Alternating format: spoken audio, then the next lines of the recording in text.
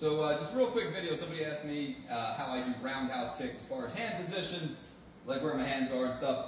So the specific question was about Muay Thai, which I'm not super familiar with.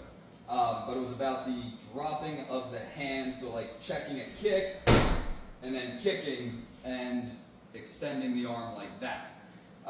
Personally, because I do Korean martial arts, Taekwondo and Tang Soo Do, we do more like point fighting type stuff.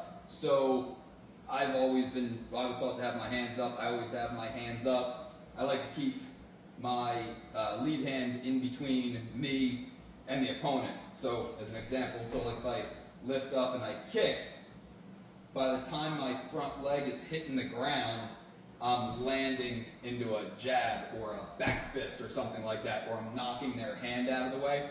So it's kind of like this is in the way the whole time they're trying to punch or kick, and it's like this barrier is there, and every time I kick and I land, or if I decide. Anyway, I got off topic, but anyway, yeah, so for me, if I check and then I kick, I like to keep that hand in front of me, right? I have a little motion, but even with the back leg, the way you were doing it, in your video there, you were lifting and checking, and then you step out, and then you rotate. I still like to rotate and keep that backhand in between me and the opponent, like that.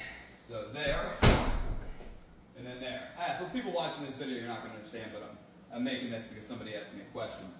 But there is one thing though, I do think, if I'm not mistaken, so like if I were to do the kick and I had the intention of pulling it back behind me, I don't know, I have no idea what I'm talking about, but I feel like doing that with the arm kind of helps to bring it back.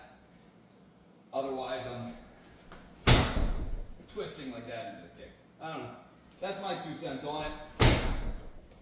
But again, I don't do Muay Thai. But that's what I do. I like to keep my hands up in between me and the opponent.